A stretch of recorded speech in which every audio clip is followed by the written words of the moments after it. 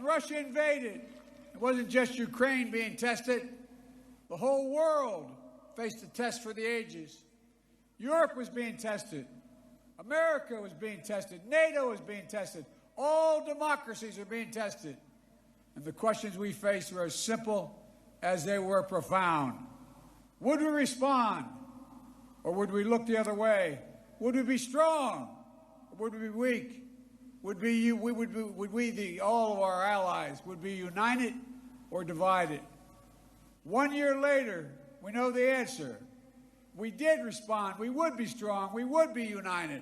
And the world would not look the other way.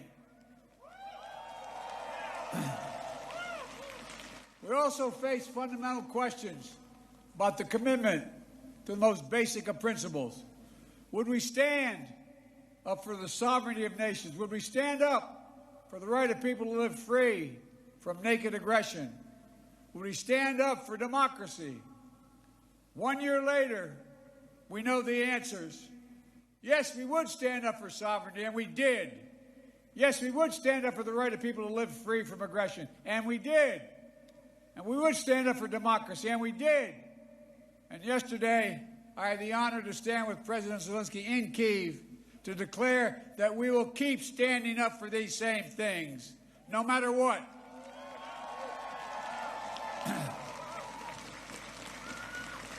When President Putin ordered his tanks to roll into Ukraine, he thought we would roll over.